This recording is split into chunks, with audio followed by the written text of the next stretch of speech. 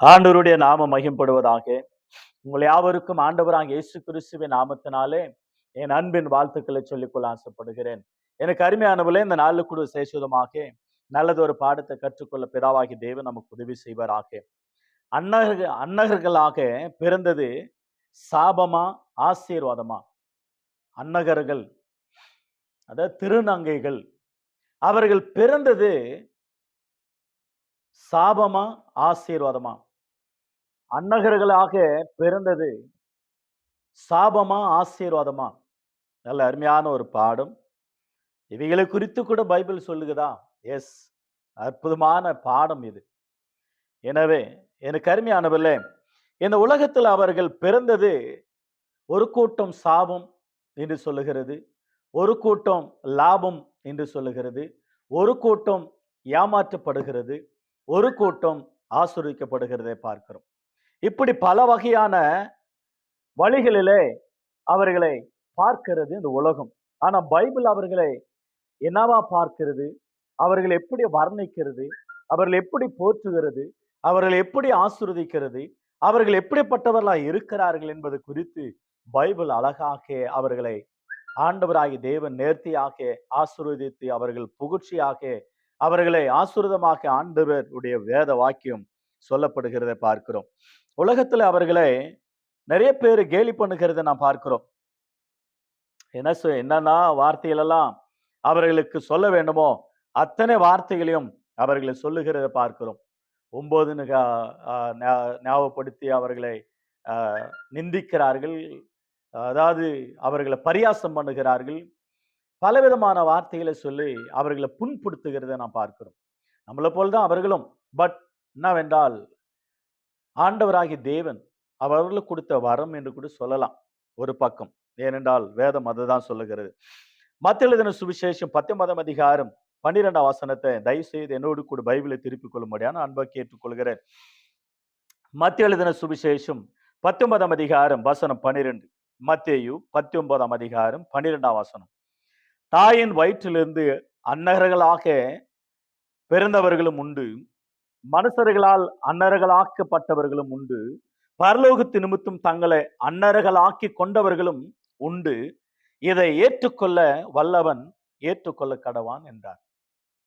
ஆண்டவராகி தேவனே இந்த வார்த்தையை, இயேசுவே இந்த வார்த்தையை சொல்லுகிற ஒரு அருமையான ஒரு வார்த்தையாக நாம் வாசிக்கிறோம். அந்த வசனம் 3 விதமான பகுதியிலே அந்த வசனத்திலே நாம் பார்க்கிறோம்.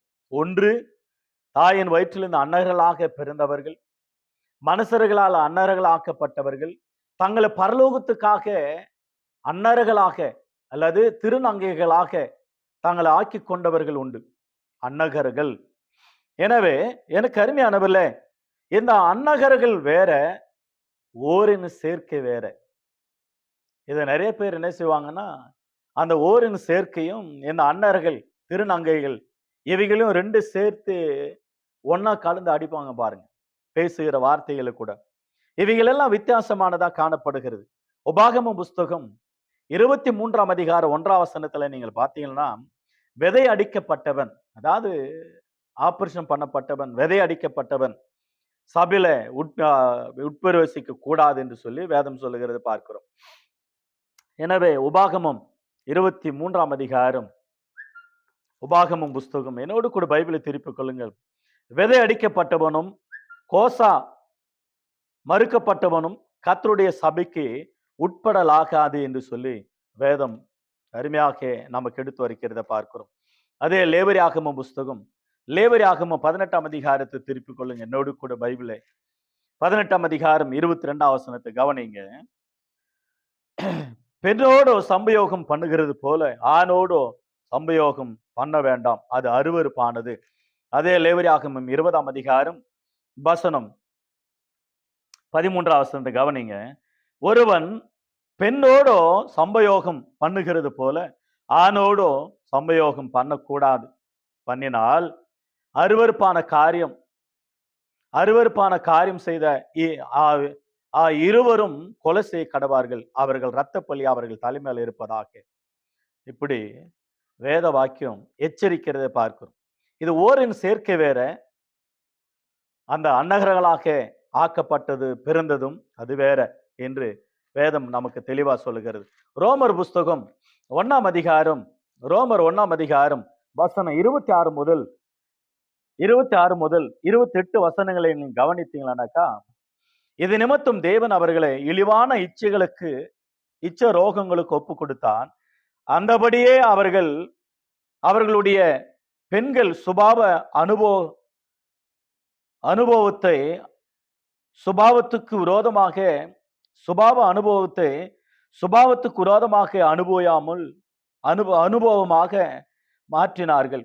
அந்தபடியே ஆண்களும் பெண்களை சுபாவப்படி அனுபவியாமல் ஒருவர் மேல் ஒருவர் விரதப்பினாலே பொங்கி ஆணோடு ஆண் அவலட்சணமானதை நடப்பித்து தங்கள் தப்பிதத்திற்கு தகுதியான பலனை தங்களுக்கு அடைந்தார்கள். இவ்வளவு கோரமான ஒரு காரியம் பாருங்க அது. அதனால்தான் 1 கொரிந்தியர் புஸ்தகம் 6 அதிகாரம் 9-10 ஆண் புணர்ச்சிக்காரர், பெண்ணோடு பெண், ஆணோடு ஆண், இப்படிப்பட்ட காரியங்களை செய்கிறவர்கள் பரலோகத்துக்கு தகுதியானவர்கள் அல்ல. உதாசீனியரும் கொள்ளையர்களும் ஆண் புணர்ச்சிக்காரரும் சுய புணர்ச்சிக்காரரும் இவர்கள் எல்லாரும் பரலோகத்துக்கு வர முடியாது. 1 கொரிந்தியர் 6 அதிகாரம் 9-10 வாசிக்கிறோம். எனவே இந்த நியாயாதிபதிகள் 7 அதிகாரத்துல கூட இந்த வார்த்தையை நாம் வாசிக்கணும். நியாயாதிபதிகள் புஸ்தகம் 19 அதிகாரம், நியாயாதிபதிகள் 19 அதிகாரம் 22 முதல் 25 வசனங்கள். அந்த பேலியால் மக்கள் அந்த வீட்டை சூழ்ந்து கொண்டு ஆண்கள் இருந்தா அனுப்பு, பெண்கள் வேணாம் எங்களுக்கு அப்படின்னு பேலியால் மக்கள் ஆண்களோடு கூட உறவு கொள்றது, ஆண்களோடு கூட தவறான வாழ்க்கை. அதுதான் யோதா புஸ்தகத்துல கூட சொல்லப்படுகிறது. யோதா 7வது வசனத்தை கவனித்து பாருங்க. யோதாவின் புஸ்தகம் 7வது வசனம். அந்தபடியே சோதம் கொமரா பட்டணத்தாரும் அவைகளை சூழ்ந்த பட்டணத்தாரும் அவர்களை போல உபச்சாரம் பண்ணி அந்நிய மாம்சத்தை தொடர்ந்து நித்திய அக்கினியின் ஆக்கினை அடைந்து திருஷ்டாந்தமாக வைக்கப்பட்டார்கள். இவ்வளவு ஒரு வார்த்தை. அவைகளை சூழ்ந்த பட்டணங்கள் அவர் விபச்சாரம் பண்ணி, சோதம் குமார பட்டணம் உங்களுக்கு நல்லா தெரியும். லோத்து வீட்டுக்கு தூதர்கள் வரும் பொழுது அந்த ஆண்கள் அனுப்பு, என் பெண்களை கொண்டு போங்கப்பா அப்படின்னு சொன்னா கூட அவங்க கேட்கல. ஆணோடு ஆணுதான் எங்களுக்கு வேணும் அப்படின்னு சொல்லி ஹோமோ செக்ஸுவலோச்,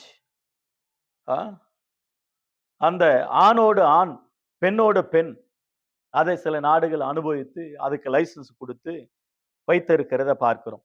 ஆனா ஆண்டவருக்கு அது அருவருப்பானது. ஆண்டவர் அதை பொறுத்து கொள்ள மாட்டார். ஏன் இப்படி இந்த உலகத்துல நடக்கிறது என்பதை குறித்து அருமையாக வேதம் நமக்கு தெளிவா போதிக்கிறத பார்க்கிறோம்.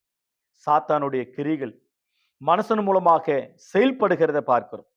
சரி, இந்த விதை அடிக்கப்பட்டவர்கள் கிராமங்கள் எல்லாம் நீங்க பாத்தீங்கன்னா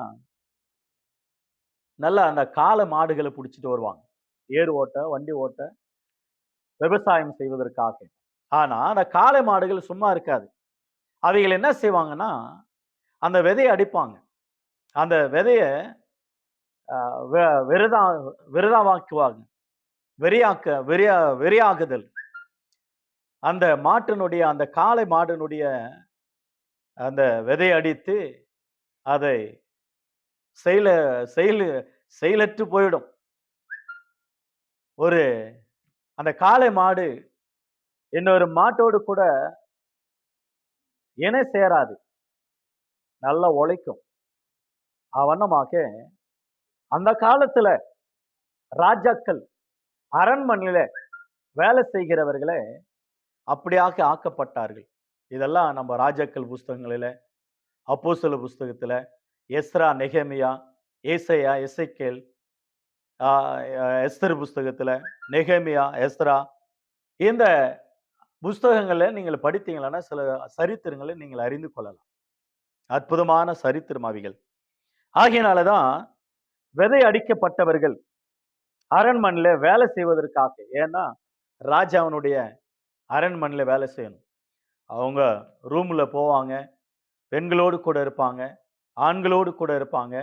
ராஜாக்கள் அல்லது மன்னர்கள் அவர்கள் நாட்டை விட்டு நாட்டுக்கு போகும்போது சில நாட்டுக்காக அவர்கள் செயல்படும் பொழுது வீட்டுல தன் மனைவிக்காக, பிள்ளைகளுக்காக மனைவியோடு கூட இருந்து அவர்களை பாதுகாத்து வேலை செய்வதற்காக நல்ல ஆண்களை அவர்களை அந்த அதாவது அந்த விதை அடிக்கப்பட்டவர்களாக அன்னர்களாக்கப்பட்டு ஆண்களே திருநங்கையாக மாற்றப்படுவார்கள். அதனாலதான் மத்தேயு 19:12 வாசிக்கிறோம், மனுஷர்களால் அன்னர்கள் ஆக்கப்பட்டவர்கள். அப்படியே அன்னர்கள் ஆக்கப்பட்டு திறமையுள்ளவர்களை தேர்ந்தெடுத்து அன்னர்கள் ஆக்கப்பட்டு அந்த அரண்மனையில வேலை செய்வாங்க, அந்த வீட்டுல வேலை செய்வாங்க, மனைவிக்கு வேலை செய்வாங்க. அவங்க மனைவியை கோயிலுக்கு கூட்டு போறது, ஆலயத்துக்கு கூட்டு போறது, அரசாங்கத்துல பணிவிடைகளை செய்வதற்கு ஆபீஸுக்கு கூட்டு போறது, அவங்களோடு கூட இருந்து அவங்கள பாதுகாத்துக் கொள்வது இரவும் பகலுமாக அவங்களோடு கூட இருப்பாங்க. ஆனா அவங்களோடு கூட உறவு கொள்ள முடியாது பாத்தீங்களா? ஏன்னா அன்னர்கள் ஆக்கப்பட்டதுனால உறவு கொள்ள முடியாது. பட் நான் அவர்களுக்கு நல்ல டேலண்ட் இருக்கும், நல்ல பாதுகாப்பும் ஒளியும் நல்ல எஸ்கார்டு மாதிரியும் அவங்க பாதுகாப்பா இருப்பாங்க. அந்த அளவுல அரண்மனையில இருந்தவர்கள் நிறைய பேர் இருந்திருக்கிறாங்க. நம்ம வேதத்தை வாசிக்க போகிறோம். இப்படிப்பட்டவர்களை பார்த்துதான் ஆண்டவர் அற்புதமான ஒரு வார்த்தையை சொன்னார். ஏசாயா புஸ்தகத்துல உங்களுக்கு நன்றாக தெரியும். ஏசாயா புஸ்தகம் ஏசாயாவின் புஸ்தகம் 56 அதிகாரம், ஏசாயா 56 அதிகாரம். என்னோடு கூட பைபிளை திருப்பிக் கொள்ளுங்கள்.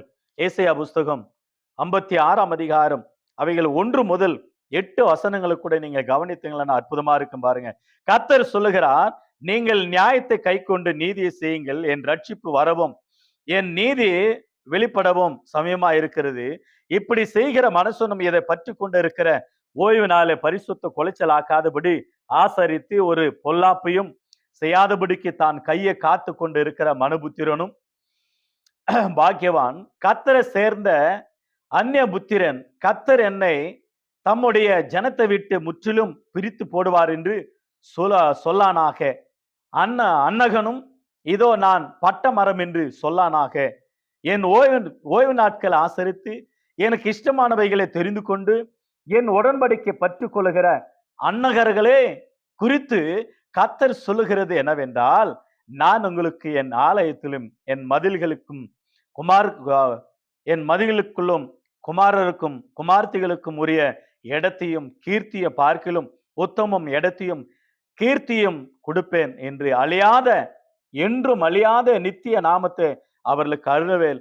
அவர்கள் கர்த்தரை சேவிக்கவும் கர்த்தருடைய நாமத்தை நேசிக்கவும் அவருக்கு ஊழிக்காரராக இருக்கவும் அவரை சேர்ந்த ஒவ்வொரு பரிசுத்த கொலைச்சலாக்காதபடிக்கு ஆசரித்து என் உடன்படிக்கையே பற்றி கொண்டு இருக்கிற அந்நிய புத்திரனும் அனைவரும் நான் என் பரிசுத்த பருவத்துக்கு கொண்டு வந்து என் ஜப வீட்டில் அவர்களை மகிழ பண்ணுவேன்.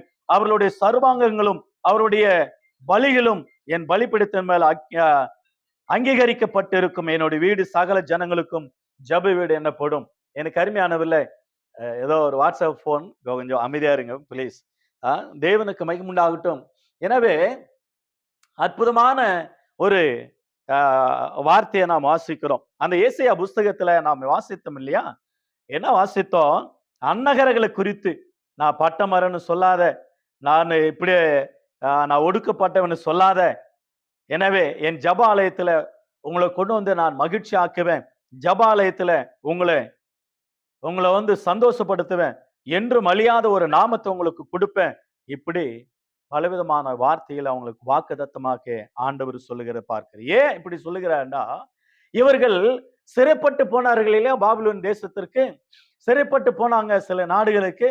அவர்களை அன்னர்கள் ஆக்கப்பட்டார்கள் தங்களுடைய வேலைக்காக. ஒரு நிமிஷம் பிளீஸ்.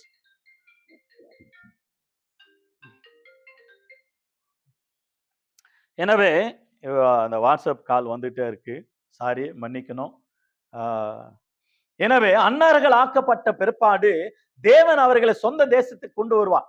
அப்போ அந்த சொந்த தேசத்துக்கு அவர்களை கொண்டு வரும் பொழுது நீங்களும் ஒருவேளை அந்த அன்னகர்கள் விடுதலாக்கப்பட்டு சுய தேசத்துக்கு வருவார்கள். ஆனால் நீங்க வந்தா கூட பரவாயில்ல, என் ஆலயத்துல உங்களை மகிழ்ச்சி ஆக்குவேன், எங்க ஆலயத்துல உன்னை என் ஜப வீட்டுல உங்களை மகிழ செய்வேன் என்று சொல்லி அற்புதமாக அழியாத நாமத்தை உனக்கு தருவேன். கர்த்தரை சேவிக்கிறவர்கள் ஊழியக்காரர்களாகவும் விசுவாசிகளாகவும் ஆண்டவருடைய பிள்ளைகளாகவும் முக்கியத்துவம் கொடுத்து சபையில நான் உன்னை உயர்த்தி வைப்பேன் என்று ஆண்டவரே அற்புதமாக அவங்களை ஆறுதல் படுத்தி பலப்படுத்துகிறத பார்க்கிறோம். எனக்கு அருமையானவில்லை, இன்றைக்கு உலகத்துல நிறைய பேர் இருக்காங்க. ஆந்திராவில் அஞ்சலி என்றதான ஒரு அருமையான திருநங்கை நல்ல ஊழியங்களை செஞ்சு அந்த யூடியூப் மூலமா வருகிற பணத்துல அநேகருக்கு சேவை செய்கிறாங்க, கொடுக்கறாங்க, உதவி செய்யறாங்க, ஊழியம் செய்யறாங்க. அந்த சகோதரிக்காக நாம் நன்றி செலுத்த வேண்டும். தமிழ்நாட்டிலும் எஸ்தர் பாரதி என்றதான ஒரு பெண்மணி, ஒரு திருநங்கை அருமையாக ஊழியம், நல்ல ஊழியங்களை செய்து அந்த வெளிநாடுகளுக்கு கூட போறாங்க 2 பேரும். இப்படி வெளிநாடுகளுக்கு கூட கடந்து சென்று ஊழியங்களை செய்கிறாங்க. இவங்க யூடியூப்ல பேஸ்புக்ல இருக்கிறதுனால அவங்களை சொல்லுகிறேன்.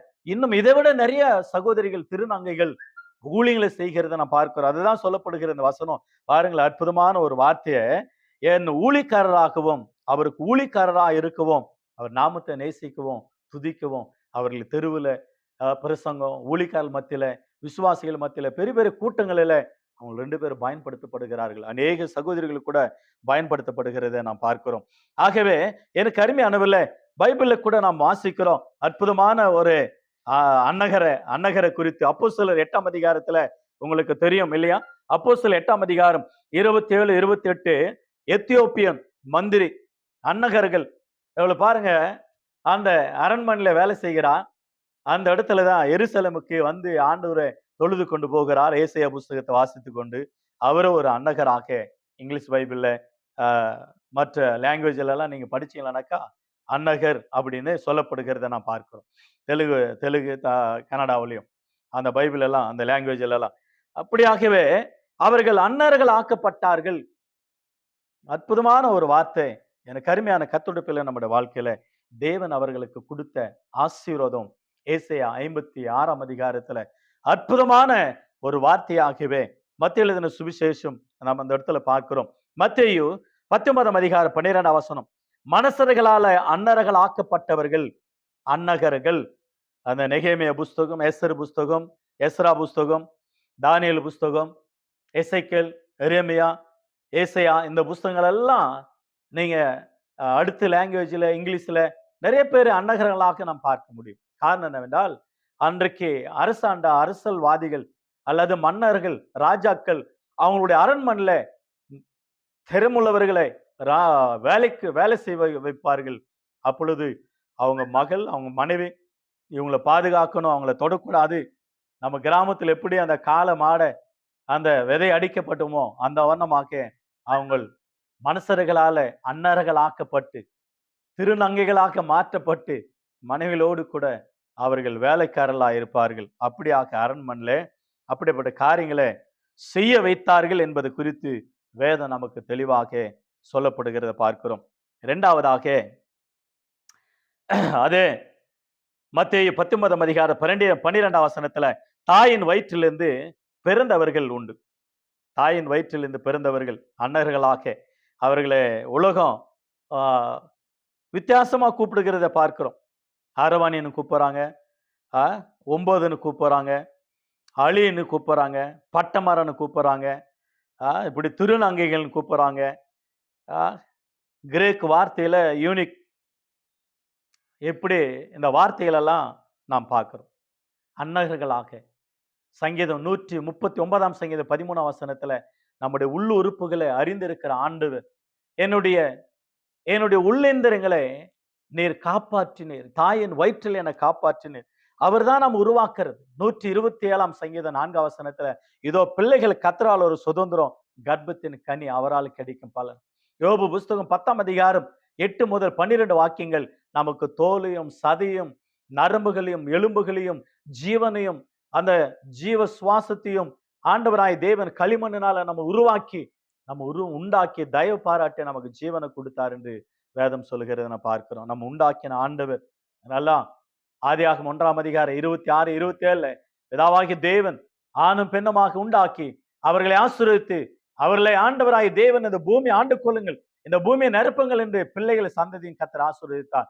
ஆதியாகமம் 2ஆம் அதிகாரம் 7ஆம் வசனத்துல பிதாவாகிய தேவன் பூமியின் மண்ணினாலே மனுஷன் உருவாக்கி ஜீவ சுவாசத்தை அவன் நாசில் ஊதினார், அவன் ஜீவ ஆத்மாவானான். அப்போஸ்தலர் 17:26 ஒரே மனுஷன் இந்த உலகத்தில் இருக்கிற எல்லா சகல ஜாதியான மனுஷர்களை ஒரே ரத்தத்தினால தோன்ற பண்ணி ஒரே மனுஷன் மூலமாக உலகத்தின் கோடி மக்கள் உருவாக்க கர்த்தர் உதவி செஞ்சதாக பைபிள் அழகாக சொல்லப்படுகிற பார்க்கிறோம். 3 காரியங்கள் மத்தேயு 19:12 மனுஷர்களால் அன்னர்களாக்கப்பட்டவர்கள், தாயின் வயிற்றிலிருந்து அன்னர்களாக பிறந்தவர்கள், பரலோகத்துக்காகவே தங்களை அன்னர்களாக மாற்றிக் கொண்டவர்கள் உண்டா. இதுதான் அப்போஸ்தலன் பவுலானவர் அழகாக அநேக நிருபங்களை நாம் பார்க்கிறோம். இந்த ஆர்சி சர்ச்சில் கூட நீங்க பாருங்க, ஆர்சி சர்ச்சில் அன்னர்கள் தங்களை பரலோகத்துக்காக, சில சபைகளுக்கு கூட இருக்கு, சில சபைகள் கூட திருமணமே செய்து கொள்ள மாட்டாங்க, பெண்களும் சரி ஆண்களும் சரி. அவர்கள் வெள்ள அங்கிகளை வெள்ள உடுப்புகளை உடுத்து கொண்டு கர்த்தருக்காக பிரதிஷ்டை பண்ணப்பட்டவர்களாக தியாகமாக செய்வார்கள். அதுலயும் சில திருட்டு ஆடுகள் எல்லாம் இருக்குன்னு வச்சுங்களேன். திருட்டுத்தனமா சில காரியங்களை செஞ்சு கெட்ட பேர் உண்டாக்குறைய நீங்க ஊடகங்களை பார்க்காத உங்களுக்கு தெரியாது ஒண்ணும் இல்லை. ஆர்சி சர்ச்சில் கூட நீங்க பாத்தீங்கன்னாக்கா ஃபாதர்ஸ் சிஸ்டர்ஸ் அவங்க திருமணமே செய்து கொள்ள மாட்டாங்க. பட் அவங்கள அர்ப்பணித்து ஒரு அர்ப்பணம் தங்களை வாழ்க்கையை ஒப்பு கொடுத்து பரலோகத்துக்காகவே தங்களை ஒப்பு கொடுத்து செயல்படுகிறார்கள். அதுல மிக முக்கியமாக மதர் தெரசா தாயார், தாயாருக்கு நன்றி செலுத்த வேண்டும். திருமணமே செய்து கொள்ளாம நல்ல பணிவிடை செஞ்சு இந்த உலகத்திலேயே சமுதாய ஒர்க்கும் ஆண்டவருடைய அன்பு எடுத்துரைத்த அந்த தாய்க்காக நன்றி செலுத்த வேண்டும். அப்போஸ்தலன் பவுலானவர் நிறைய பேர் சொல்றாங்க அவருக்கு திருமணம் ஆயிற்று என்று ஒரு சிலர் சொல்றாங்க, ஒரு சிலர் அவருக்கு திருமணம் ஆகவில்லை என்று ஒரு சிலர் சொல்றாங்க. ஏது என்னவோ, ஆனா ஆண்டவருக்காக அவர் தன்னை அர்ப்பணித்து ஒழித்தார். பிலிப்பு புஸ்தகம் 3:7-8 ஆகிய வசனங்களில பரலோகத்துக்காகவே தன்னை ஒப்பு கொடுத்த எல்லாமே நஷ்டம் என்றும் குப்பை என்றும் ஆண்டவருக்காக விட்டு வெளியே வந்தார். கொலோசியர் புஸ்தகம் 3:5 அந்த 8 முதல் 10 வசனங்கள் நம்ம சரீரத்தில் இருக்கக்கூடிய அத்தனை ஆசா பாசங்களையும் ஒழித்து விட்டு புதிய மனுஷனை நாம் தரித்து கொண்டு ஆண்டவருக்காக ஊழியம் செய்ய வேண்டும் என்று அப்போஸ்தலன் பவுலானவர் எழுதினதை நாம் பார்க்கிறோம். 1 கொரிந்தியர் 7:29 அவர் சொல்லப்படுகிற ஒரு வார்த்தை என்னவென்றால், 1 கொரிந்தியர் புஸ்தகம் 7:29 கல்யாணம் ஆகாதவன் கர்த்தருக்காகவே அதை பிரயாசப்படுகிறானா. மேலும் சகோதரரே, நான் சொல்லுகிற என்னவெனில், இனிவரும் காலம் குறுகினதானபடியால் மனைவிகள் உள்ளவர்கள் மனைவிகள் இல்லாதவர்கள் போல நீங்கள் நடந்து கொள்ளுங்கள். என்ன சொல்றாரு பாருங்க. சில ஊழியங்கள் எல்லாம் இருக்கு பாத்தீங்க, மனைவி இருப்பாங்க, பட் அவங்களோட கூட ஒன்று சேராம குடும்பம் நடத்தணும்னு சொல்லி அவங்களுடைய உபதேசம். ஆனா ஆண்டவர் அப்படிப்பட்டதான காரியங்களை செய்யவில்லை.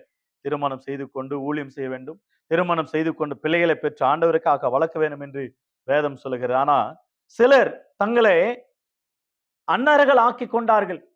எல்லாமே இருந்தும் தங்கள் ஆசா பாசங்கள் உலக ஆசைகள் அனைத்தையும் சிலுவிலை அறிந்து, கலாத்தியர் 5 வாசிக்கிற வண்ணமாக தங்களுடைய ஆசை எச்சைகளையும் சிலுவிலை அறிந்தார்கள். கிறிஸ்தவர்கள் சிலுவிலை அறிந்ததுனால ஆண்டவருக்காக தியாகமா வாழ்கிறார்கள். ரோமர் புஸ்தகம் 15:3 கவனித்து பாருங்களேன். ரோமர் புஸ்தகம் 15:3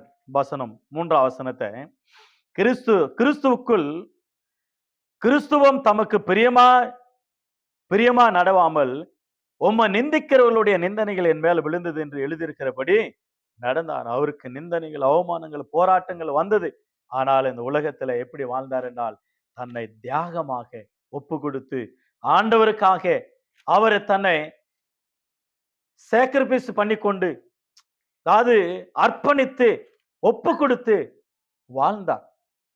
பரலோகத்துக்காகவே தன்னை அர்ப்பணித்து கொண்டார். அப்போஸ்தலர் 11:26 அப்போஸ்தலர் புஸ்தகம் 11:26 அவர்கள் 1 வருஷ காலமாக சபையோடு கூடியிருந்து அநேக ஜனங்களுக்கு உபதேசம் பண்ணினார்கள்.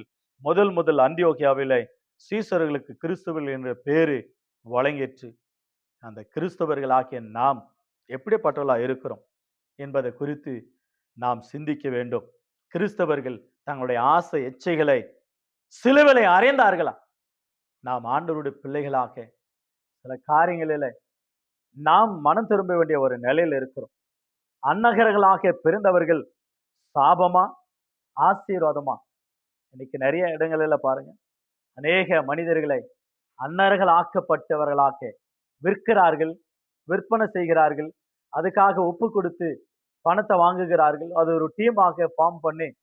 ஆனா, அந்த அந்நகர்கள் நல்லா படிச்சவர்கள். எம்.ஏ படிச்சிருக்காங்க, பி.ஏ படிச்சிருக்கிறாங்க, எம்.பி படிச்சிருக்கிறாங்க, எம்.சி படிச்சிருக்கிறாங்க, எம்.சி.ஏ படிச்சிருக்கிறாங்க. இப்படி அநேக படிப்புகளை நாம் பார்க்கிறோம். நல்ல படித்த பட்டதாரிகள் தான். ஆனா ஆண்டவர் சொல்றாரு, நீ பட்டமரன்னு சொல்லாத, தள்ளப்பட்டவன்னு சொல்லாத, அனாதைன்னு சொல்லாத. நான் உன்னை நேசிக்கிறேன். நான் என்னுடைய ஆலயத்துல உன்னை கொண்டு வந்து வைத்து உன்னை வந்து நான் சந்தோஷப்படுத்துவேன், மகிழ்ச்சி ஆக்குவேன். என் ஆண்டவர் அற்புதமாக ஏசாயா 56ஆம் அதிகாரத்துல தெளிவா சொல்லுகிறத நாம் பார்க்கிறோம். எனக்கு அருமையான கர்த்தருடைய பிள்ளைகளாகிய நம்முடைய வாழ்க்கையில தேவன் அற்புதமான ஆண்டவர். அந்நகர்களாக பிறந்தவர்கள் நீங்கள் வருத்தப்பட வேண்டாம், நீங்க வேதனைப்பட வேண்டாம். அநேகர் விசுவாசிகளா இருக்கிறீங்க, சுசேஷிகளா இருக்கிறீங்க, பாஸ்டங்களா இருக்கிறீங்க, பைபிள் கலை டீச்சர்களா இருக்கிறீங்க. அநேக ஆண்டவருடைய காரியங்களில் ஈடுபட்டு கர்த்தருக்காக வாழ்ந்து கொண்டிருக்கிற திருநங்கைகள், அன்னகர்கள், அவ்வளவு ஊழியங்கள் அற்புதமாக நடத்துகிற குடும்பங்கள் இருக்கிறத நாம் பார்க்கிறோம். எனவே கர்த்தருடைய பிள்ளை நம்முடைய வாழ்க்கையில் விசேஷமாக இந்த ஊழியங்களுக்காக அவங்களுக்காக நம்ம ஜெபிக்க நம்ம கடமைப்பட்டு இருக்கிறோம். ஏனென்றால் விசேஷமாக தேவன் அவர்கள் பக்கமா இருக்கிறார்.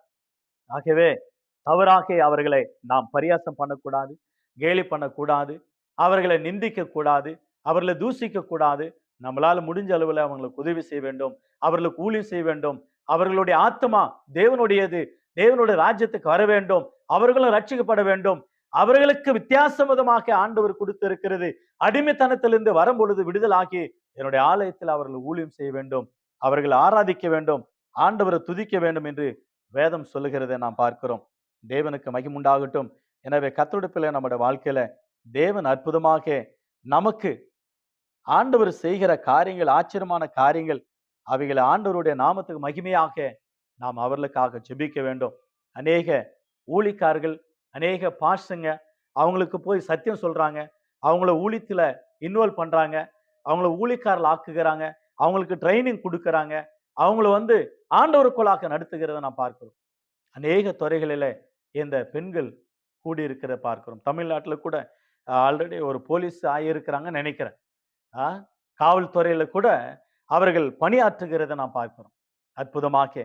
எனவே அப்படிப்பட்டதான அன்னகர்களாக பிறந்தவர்கள் ஆண்டவராகிய தேவன் இந்த உலகத்துல அவர்களை மேன்மையான இடத்துல ஆண்டவர் வைத்து அழகு பார்க்கிறத நாம் பார்க்கிறோம். அப்படிப்பட்ட ஒரு காரியத்துல அவர்களை கனவீனப்படுத்தாதபடிக்கு நாம் கனமுள்ளவர்களாக அவர்களை நாம் நடத்த வேண்டும் என்று வேதம் சொல்லுகிறது. ஆகையினால எனக்கு அருமையான கர்த்தருடைய பிள்ளைகள் நம்முடைய வாழ்க்கையில தேவன் அற்புதமான ஆண்டவர். நம்ம ஊழியங்களை அவர்களுக்காக நாம் ஜெபிக்கணும். நம்மளால முடிஞ்சா சில உதவிகளை நாம் செய்ய வேண்டும். கர்த்தர் தாம் இந்த வார்த்தைகளை ஆசீர்வதித்து நடத்துவாராக. ஆண்டவருடைய நாமம் மகிமைப்படட்டும். God bless you all. God bless you.